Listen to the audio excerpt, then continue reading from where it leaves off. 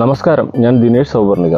ഇന്ന് നിങ്ങളോട് സംസാരിക്കുന്ന വിഷയം, ഒരു ഇൻകാൻഡസെൻ്റ് ലാമ്പ് മതി നിങ്ങളെ അഡീനിയത്തിൻ്റെ ജീവിതം മാറ്റിമറിക്കാൻ. ഒരു ബൾബ് ഉപയോഗിച്ചുള്ളൊരു കിടിലൻ ടെക്നിക്കായിട്ടാണ് ഇന്ന് വന്നിട്ടുള്ളത് കേട്ടോ. അതിൻ്റെ മുന്നേ നമുക്ക് റീപോർട്ടിങ്ങിൻ്റെ കാര്യം പറയാം. ഞാനിവിടെ ഒരു ചെടി റീപോർട്ട് ചെയ്യാണ്. ഞാൻ ഒറ്റയ്ക്ക് ഇരുന്ന് എടുക്കുന്ന വീഡിയോ ആണ്, അതുകൊണ്ട് കുറച്ച് പോരായ്മകളൊക്കെ ഉണ്ടാവും. അപ്പോൾ ഞാൻ ഇന്നലെ റീപോർട്ട് ചെയ്ത് വെച്ചൊരു ചെടിയാണ്, പക്ഷേ ഞാൻ നിങ്ങൾക്ക് വേണ്ടി അത് വീണ്ടും എടുക്കുകയാണ് കേട്ടോ. അതായത് നോക്കുക, ഒരു പ്ലാസ്റ്റിക് കവറിലുണ്ടായിരുന്ന ചെടിയാണ്. പ്ലാസ്റ്റിക് കവറിലുണ്ടായിരുന്ന ചെടി ഞാൻ റീപോർട്ട് ചെയ്യുക. ഈ ചെടി റീപോർട്ട് ചെയ്യുമ്പോൾ ഞാൻ അതിൻ്റെ വേരോ അതിൻ്റെ മണ്ണൊന്നും കളയുന്നില്ല, കാരണം അതിന് വളരെ കുറച്ച് മണ്ണുള്ളൂ. ഈ കോഡക്സ് തന്നെ ഇത്ര പ്ലാസ്റ്റിക് കവറിൽ കുഴിച്ചിട്ട് ഇത്രയും വണ്ണം വെച്ച് 7 കൊമ്പുണ്ട് ഇതിൻ്റെ പേര്. നല്ലൊരു ബോൺസായി സ്റ്റൈലായതാ. ആർക്കെങ്കിലും ഇത്തരം ചെടി വേണമെങ്കിൽ പറഞ്ഞോളൂ കേട്ടോ. ഈ ചെടി ഞാൻ റീപോർട്ട് ചെയ്യുമ്പോൾ ഈ ചെടിക്കിപ്പോൾ പ്രത്യക്ഷത്തിൽ നോക്കുമ്പോൾ ഫംഗസിൻ്റെ അസുഖങ്ങളൊന്നും കാണുന്നില്ല കേട്ടോ, നോർമൽ നോക്കുമ്പോൾ. ഇനി വേണമെങ്കിൽ നിങ്ങൾക്ക് സാഫ് ഒന്ന് ലൈറ്റായിട്ട് സ്പ്രേ ചെയ്യാം. മണ്ണ് ഞാൻ തട്ടിക്കളയുന്നില്ല, കാരണം ഈ ചെടിയുടെ വളർച്ച മണ്ണ് തട്ടിക്കളഞ്ഞാൽ, റീപോർട്ട് ചെയ്യുന്ന സമയത്ത് മണ്ണ് തട്ടിക്കളഞ്ഞാൽ അതിൻ്റെ വളർച്ച 2 മാസം ഡ്രോപ്പ് ആവും. എല്ലാവർക്കും അറിയാവുന്ന കാര്യമാണ്. അപ്പോൾ പല വീഡിയോയിൽ കണ്ടിട്ട് എല്ലാവരും ഇത് വാഷ് ചെയ്ത് ഉണക്കി വെച്ചിട്ടൊക്കെ സൂക്ഷിക്കും. അപ്പോൾ ഇതിന് അസുഖം ഉണ്ടെങ്കിൽ ചെയ്യാം. അസുഖം ഉണ്ടെങ്കിൽ തന്നെ നമുക്ക് നോക്കി ഏകദേശം അറിയാൻ പറ്റും. സ്ഥിരമായിട്ട് വളർത്തുന്ന ആളുകൾക്ക് മനസ്സിലാവും. അപ്പോൾ ഈ ചെടി ഞാൻ റീപോർട്ട് ചെയ്യാനെടുത്തു. ഞാനൊരു ചട്ടി എടുത്തു. ആ ചട്ടിയുടെ ഹോൾസ് അടച്ചു. അതിൻ്റെ കല്ല് വെച്ചിട്ടുണ്ടെങ്കിൽ അതിൻ്റെ ഉള്ളിലേക്ക് ഞാൻ ഈ ചെടി ഇറക്കി വെച്ചു. കുറച്ച് മണ്ണിട്ട് കൊടുക്കണം കേട്ടോ, ഇപ്പോൾ കാണിക്കാൻ വേണ്ടിക്ക്. പക്ഷേ ചെയ്യുന്നത് മഴക്കാലമാണ്, വളരെ ശ്രദ്ധിക്കുക. മഴക്കാലത്ത് റീപോർട്ട് ചെയ്യുമ്പോൾ നിങ്ങൾ ഇതിപ്പോൾ ഇനി ചില ആളുകൾക്ക് ഓൺലൈനിൽ വാങ്ങുമ്പോൾ മണ്ണൊക്കെ കളഞ്ഞ് വേര് മാത്രമായിട്ടുള്ള ചെടിയാവും കിട്ടുക. അത് ചെയ്യുകയാണെങ്കിലും ഇങ്ങനെ തന്നെ ചെയ്യാം. മഴക്കാലത്ത് ചെടി ഇതിലേക്ക് ഇറക്കി വെച്ചു. അല്പം വാമ് ഞാൻ എടുത്തു വെച്ചിട്ടുണ്ട്.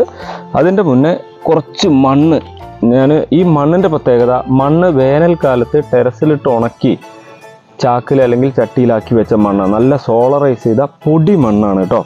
അതിൽ നിങ്ങൾക്ക് കാണാം, ഇതാ നൈസായിട്ട് ഇങ്ങനെ തൂളി വീഴുന്ന തരം അത്ര ഉണങ്ങിയ മണ്ണാണ് കേട്ടോ. മണ്ണും മണലും കൂടി, റോട്ടിൽ വലിച്ചു വന്ന മണ്ണും മണലും പിന്നെ നമ്മളെ പറമ്പിലെ മണ്ണും കൂടി എടുത്തിട്ട് ഉണക്കി വെച്ചതാണ്. നന്നായി ടെറസിലിട്ടിട്ട് ഉണക്കി. അപ്പോൾ ഇതിൽ പ്രാണിയുടെ ഇതൊന്നും ഒരു 99% ഉണ്ടാവില്ല. ഇനി ഇതല്ലാതെ സോളറൈസ് ചെയ്യാനുള്ള മാർഗ്ഗമുണ്ട്. ഈ മണ്ണ് കൂട്ടിയിട്ടിട്ട് കൂന പോലെ കൂട്ടിയിട്ട് അതിൻ്റെ മേലെ ട്രാൻസ്പെറൻറ്റ് പേപ്പർ വിരിച്ച് അതിൻ്റെ 4 സൈഡും എയർ ടൈറ്റ് ആക്കി കുറച്ച് മണ്ണിട്ട് മൂടി കൊടുത്ത് വായുസഞ്ചാരം ഇല്ലാതെ ആക്കി കഴിഞ്ഞാൽ ഒരു 3-4 ദിവസം കഴിയുമ്പോഴേക്കും അതിലെ അണുക്കളൊക്കെ ചാവും. ഇനി ഇടയ്ക്ക് അതൊന്നെടുത്ത് ഇളക്കി കൊടുത്ത് വീണ്ടും പേപ്പർ ഇട്ട് മൂടി വെയിലത്തിട്ട് അതിനെ സോളറൈസ് ചെയ്യാതെ അങ്ങനെ ചെയ്ത മണ്ണാണ് ഇത് കേട്ടോ. അപ്പോൾ ഞാൻ കുറച്ച് മണ്ണ് അതിൻ്റെ ഉള്ളിലിട്ടു. അപ്പോൾ ഞാൻ ഒറ്റയ്ക്ക് ചെയ്യുന്നത് കാരണം കൊണ്ടുള്ള ബുദ്ധിമുട്ടുകൊണ്ട് ഞാൻ കുറച്ച് മണ്ണ് ഇതിലേക്ക് ഇടുകയാണ് കേട്ടോ. എന്നിട്ട് ഞാനിത് ഒന്ന് പൊന്തിച്ച് വെക്കേണ്ട, കാരണം അടിയിലല്ലേ കുറച്ച് മണ്ണ് നിൽക്കേണ്ട. അപ്പോൾ ഞാൻ ഒന്ന് ഇങ്ങനെ ആക്കി വെച്ചു. ഇത് കുറച്ച് മണ്ണ് ഇതിലിട്ടുണ്ട്. ഇതിലേക്ക് ഞാൻ കുറച്ച് വാമ് ഇവിടെ ഇരിക്കുന്നതാണ്. വാമ പറഞ്ഞാൽ മണ്ണും കൃഷിഭവനിൽ യൂണിവേഴ്സിറ്റിയിൽ നിന്ന് മേടിച്ച വാമാണ്. അത് കുറച്ച് വാമ ഞാൻ എടുത്തു. ആ വാമ ഞാൻ ഇതിലേക്ക് ഇട്ട് കൊടുത്തു. യൂണിവേഴ്സിറ്റിയിൽ നിന്ന് മേടിക്കുന്ന വാമാകുമ്പോൾ വിശ്വാസയോഗ്യമായ സാധനമാണ്. അല്ലെങ്കിൽ നിങ്ങൾക്ക് ബ്രാൻഡഡ് കമ്പനികളായിട്ടുള്ള ഈ ആപ്ടെക് പോലുള്ള കമ്പനികളിലേക്ക് വാങ്ങുമ്പോൾ 1 സ്പൂണ് വാമ ഇതിലേക്ക് ഇട്ടു. അതിൻ്റെ ശേഷം ഞാൻ എല്ലുപൊടിയും വേപ്പും പിണ്ണാക്കും കൂടി മിക്സ് ചെയ്ത് കിട്ടിയിട്ടുള്ളൊരു സാധനമുണ്ട്. എല്ലുപൊടിയും വേപ്പും പിണ്ണാക്കും കൂടി മിക്സായി കിട്ടിയത്. ഇത് വളരെ ശ്രദ്ധിക്കുക. നിങ്ങളിപ്പോൾ 2 രീതിയിൽ ചെയ്യാം. മഴക്കാലത്ത് റീപോർട്ട് ചെയ്യുക. മഴക്കാലത്ത് റീപോർട്ട് ചെയ്യുമ്പോൾ എല്ലുപൊടി ഉപയോഗിക്കേണ്ട തൽക്കാലം. ഒരു മെത്തേഡിൽ കേട്ടോ, അത് ശ്രദ്ധിച്ച് കേൾക്കുക. ഈ വീഡിയോ മുഴുവൻ കാണുക. എല്ലുപൊടി ഉപയോഗിക്കാതെ വേപ്പും പിണ്ണാക്കും മാത്രം ഇട്ടിട്ട് ഇതേപോലെ റീപോർട്ട് ചെയ്ത് വെക്കുക. അത് നിങ്ങൾക്ക് മനസ്സിലായിട്ടുണ്ടാവും. ഇപ്പം ഞാൻ എല്ലുപൊടിയും വേപ്പും പിണ്ണാക്കും മിക്സ് ചെയ്ത സാധനം ഇതിലേക്ക് ഇട്ട് കൊടുത്തു. അത്യാവശ്യം ഒരു ചിരട്ട ഇതിലെടുത്തുള്ളൂ. നിങ്ങളൊരു 2 ചിരട്ട എല്ലുപൊടിയും വേപ്പും പിണ്ണാക്കും കൂടി മിക്സ് ചെയ്ത് ഇതിലേക്ക് ഇട്ട് കൊടുക്കുക.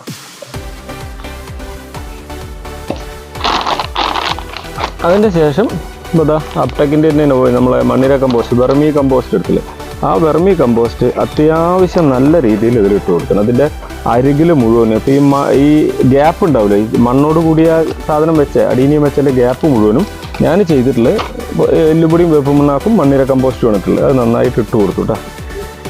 ഞാൻ പിന്നെ കയ്യിലൊന്നും അധികം ആക്കുന്നില്ല. അത് കഴിഞ്ഞതിന് ശേഷം ബാക്കി സ്പേസിൽ ഇതാ മണ്ണിട്ട് കൊടുത്തു.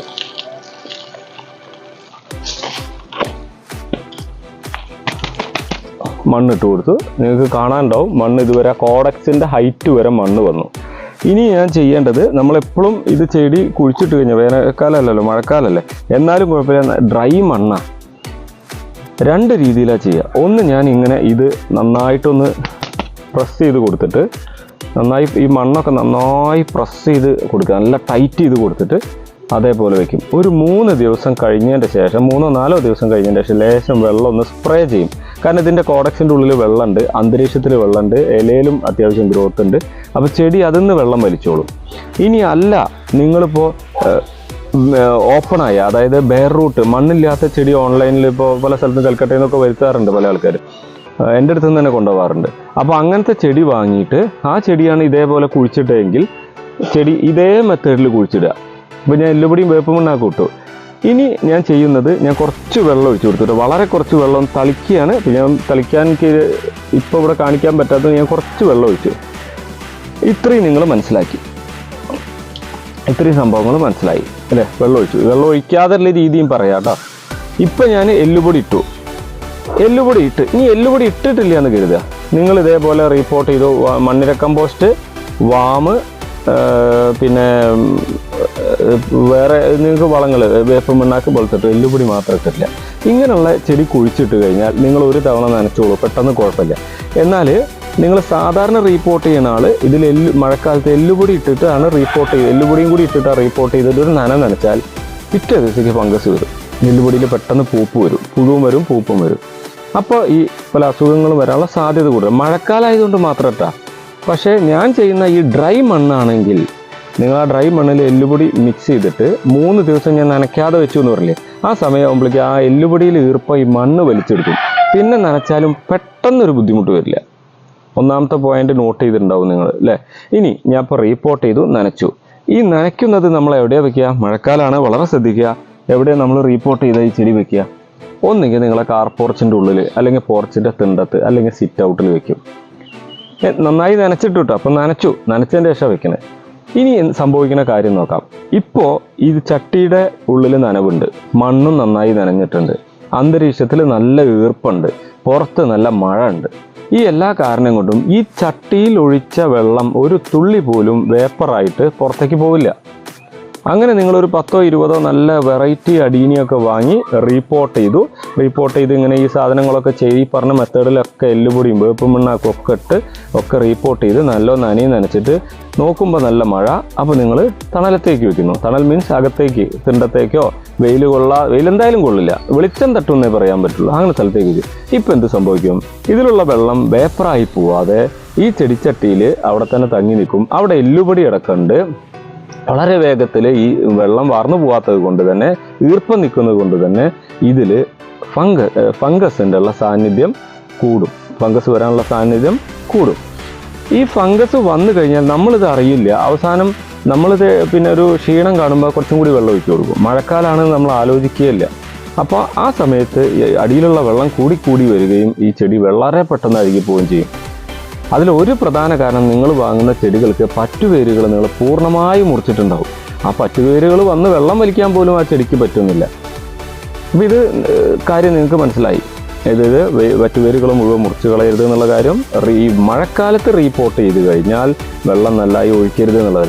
ഇനി അഥവാ ഒഴിച്ചു കഴിഞ്ഞാൽ അത്തരം ആളുകൾക്ക് നിങ്ങളുടെ അടീനിയം ഒരു ഹോസ്പിറ്റൽ പോലെ സംരക്ഷിച്ച് ജീവൻ നിലനിർത്തിയെടുക്കാനുള്ള ഒരു ടെക്നിക്കാണ് ഈ ബൾബ്. ഇപ്പം നോക്കുക, ഈ നനച്ച ചെടിയുടെ ഇത്ര അകലത്തേക്ക്, ഒരു 1.5 അടി അകലത്തേക്ക് ഈ ബൾബ് കിട്ടുന്ന തരത്തിൽ ഈ ബൾബ് ഈ ചെടിയുടെ അകലയിൽ നിന്ന് 1.5-2 അടി നിങ്ങൾക്ക് പാകത്തിന് ചെയ്യാം അകലത്തേക്ക്. നിങ്ങൾക്ക് ഒരു 20 ചട്ടി റീപ്പോർട്ട് ചെയ്തിട്ടുണ്ടെങ്കിൽ, നനവുണ്ടല്ലോ, ഈ നനവുള്ള ചട്ടി ഒരു സ്ഥലത്ത് ഇങ്ങനെ റൗണ്ട് ചെയ്തിട്ടോ എങ്ങനെ നിങ്ങളെ ഷേപ്പിൽ വെക്കുക. അതിൻ്റെ നടുവിൽ ഒരു ഇൻകാൻഡസെൻ്റ് ലാമ്പ്. ഇപ്പോൾ ഈ ബൾബ് ഉപയോഗിക്കുന്നില്ല, കറണ്ട് ചിലവ് കൂടുതലാണ്, നമുക്ക് ഇത് ഉപയോഗിക്കുക, ഇത് തൂക്കിയിടുക. പകൽ സമയത്ത് കാര്യമായിട്ടോ, രാത്രി ബൾബ് തൂക്കാനൊന്നും പറയുന്നില്ല, പകൽ സമയത്ത് ബൾബ് തൂക്കിയിടുക. അപ്പോൾ ഇതൊരു സൂര്യനാണെന്ന് സങ്കല്പിച്ചാൽ ഇതിൻ്റെ ചൂട് തന്നെ അത്യാവശ്യം ചൂട് വരും. ഈ ചൂട് ഈ വെള്ളത്തെ വേപ്പറാക്കി കളയും. കൂടാതെ അന്തരീക്ഷത്തിൽ ഈർപ്പം ഉണ്ടാവുമല്ലോ, ഈ അടീനിയം വെച്ച് ആ അന്തരീക്ഷത്തിൽ ഈർപ്പം ഇലകളിൽ തങ്ങി നിന്നിട്ട് ഇല വഴി ചീച്ചിൽ വരുന്നത് നിങ്ങൾ കണ്ടിട്ടില്ലേ, അതിനെയും നമുക്ക് പ്രൊട്ടക്റ്റ് ചെയ്യാൻ സാധിക്കും. അപ്പോൾ ഒരു ഇൻകാൻഡസെൻ്റ് ലാമ്പ് മതി നിങ്ങളുടെ അടീനിയത്തിൻ്റെ ജീവിതം മാറ്റിമറിക്കാൻ എന്നുള്ള ക്യാപ്ഷനാണ് ഇങ്ങോട്ടുള്ളത്, ശ്രദ്ധിക്കുക. ഇനി ഇത് ബൾബ് ഉപയോഗിക്കാത്ത ആളാണ് വിചാരിക്കുക, നിങ്ങൾ റീപ്പോർട്ട് ചെയ്തിട്ട് തിണ്ടത്ത് വെച്ചു അല്ലെങ്കിൽ സിറ്റ് ഔട്ടിൽ വെച്ചു എന്ന് പറഞ്ഞു. ആ സമയത്ത് തീരെ മഴ കൊള്ളാതെ ഇരിക്കുകയാണെന്നും കരുതുക. അവിടെ എല്ലുപൊടി ഉപയോഗിച്ചിട്ടില്ല, ഫുൾ ഡ്രൈ മണ്ണാണ്, നിങ്ങൾ നനച്ചിട്ടില്ലെങ്കിൽ ആ ചെടി അവിടെ കുറേ കാലം ഇരുന്ന് മെല്ലെ മെല്ലെ വേര് വരും. തളിച്ചു കൊടുക്കാനേ പാടുള്ളൂ, എല്ലുപൊടി അവിടെ ഉപയോഗിച്ചില്ല. പിന്നെ ഫോസ്ഫർ വളങ്ങൾ ആവശ്യമായതുകൊണ്ട് നമുക്ക് ഒരു മാസം കഴിഞ്ഞതിന് ശേഷം ലൈറ്റായിട്ട് മണ്ണിലേക്കും ചെടിയിലേക്കും സ്പ്രേ ചെയ്ത് കൊടുത്താലും മതി.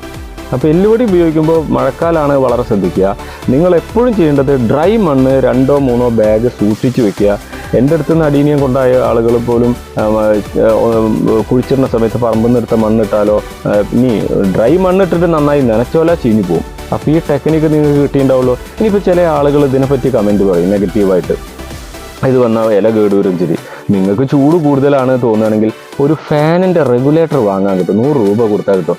അത് ഇതിലെ ഒരു റെഡ് വയർമേ സീരീസ് ചെയ്ത് ഒരു ഇലക്ട്രീഷ്യനെ കൊണ്ട്, അല്ലെങ്കിൽ നിങ്ങൾക്ക് അറിയുന്നവർക്കൊണ്ട് നിങ്ങൾ ചെയ്തു കഴിഞ്ഞാൽ നിങ്ങൾക്ക് ഇതിൻ്റെ ഇൻറ്റൻസിറ്റിയിലും മാറ്റം വരുത്താം, വെളിച്ചത്തിൻ്റെ തീവ്രതയിലും മാറ്റം വരുത്താം. ഈ തീവ്രതയിൽ മാറ്റം വരുത്തി നിങ്ങളുടെ ചെടിക്ക് ഇത്ര വെളിച്ചം വേണ്ട, അല്ലെങ്കിൽ ഈർപ്പം ഈ പിന്നെ ചൂട് തട്ടുന്നതുകൊണ്ട് ഇതിലെ വെള്ളം വേപ്പറാവും. പിന്നെ ചട്ടി ഒരിക്കലും നിലത്ത് വെക്കരുത്, ഒരു ഇഷ്ടികയുടെ മേലെങ്കിലും വെക്കുക. കാരണം വായു സഞ്ചാരം ഉണ്ടാവുമ്പോൾ വേര് ഭാഗത്തുള്ള ആ അടിഭാഗത്തേക്ക് വേര് വരികയാണെങ്കിൽ അതിലെ ഈർപ്പം വഴിയും വലിഞ്ഞു പോകാൻ സാധ്യത ഉണ്ട്. അപ്പോൾ അതുകൊണ്ട് കുറച്ച് ഉയർത്തി വെക്കുക. നിങ്ങൾക്കിപ്പോൾ ഞാൻ ഈ അടീനിയത്തിൻ്റെ ഇടയിൽ ഇപ്പോൾ ഇത് ഒരു ബൾബാണ് തൂക്കിയത്, ഈ ലൈനിൻ്റെ ഇടയിൽ ഒരു 6 ബൾബ് എനിക്ക് തൂക്കാം. അപ്പം എൻ്റെ ഒരു UV ഷീറ്റിൻ്റെ ഉള്ളിലായത് കാരണം ഈ പ്രശ്നം വരുന്നില്ല. നിങ്ങളെ പോർച്ചിലോ ഒക്കെ ഒരു തൂക്കിയത് എങ്ങനെ ഹൈറ്റ് കൂട്ടും കുറയ്ക്കുകയൊക്കെ ചെയ്യാലോ, ഒരു കയറുമ്പോൾ കെട്ടി വെച്ചാൽ മതിയല്ലോ.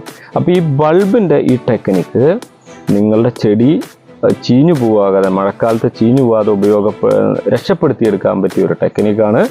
നിങ്ങളുടെ ഈ വീഡിയോ, ഈ അറിവ് നിങ്ങൾക്ക് ഉപകാരപ്പെടുന്നതാണെങ്കിൽ മാത്രം നിങ്ങളുടെ സുഹൃത്തുക്കളുടെ അടുത്തേക്ക് ഫോർവേഡ് ചെയ്യുക കേട്ടോ. അല്ലാതെങ്കിൽ നിങ്ങൾ ചെയ്യേണ്ട, നിങ്ങൾക്കിതൊരു തെറ്റായ ഇൻഫർമേഷനാണ് തോന്നുന്നത് ഫോർവേഡ് ചെയ്യരുത്.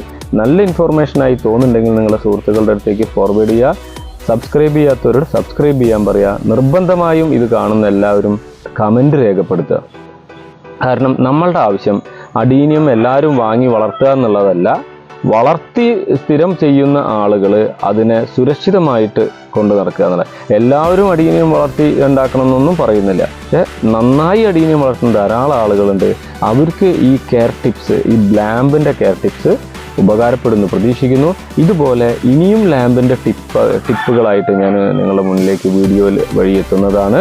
പിന്നെ നിങ്ങൾക്ക് എന്തെങ്കിലും സംശയം ഉണ്ടെങ്കിൽ ചോദിച്ചോളൂ, കമൻറ്റ് ചെയ്തോളൂ, നേരിട്ട് വിളിക്കാം. നമ്മളുടെ ഒരു നല്ല ഒരു ബന്ധം, അതായത് നിങ്ങളിതുവരെ നിങ്ങളുടെ സഹകരണം അതൊക്കെ തുടർന്ന് പോരണം. വീഡിയോ പലപ്പോഴും കണ്ടിന്യൂസ് ആയിട്ട് ഇടാൻ പറ്റാത്തത്, ഞാൻ കോളേജിൽ വർക്ക് ചെയ്യാണ്, അപ്പോൾ എനിക്ക് സമയം പലപ്പോഴും കിട്ടില്ല, ഒഴിവ് സമയത്ത് ചെയ്യുന്നതാണ് കേട്ടോ. അപ്പോൾ ഇതൊക്കെ രാവിലെയും വൈകുന്നേരം മാത്രം കുറച്ച് സമയം കിട്ടുകയാണെങ്കിൽ എടുക്കുന്ന വീഡിയോസാണ്. ഈ പോരായ്മകളുണ്ടാവും, അത് ഒറ്റയ്ക്ക് ചെയ്യുന്നതാണ്.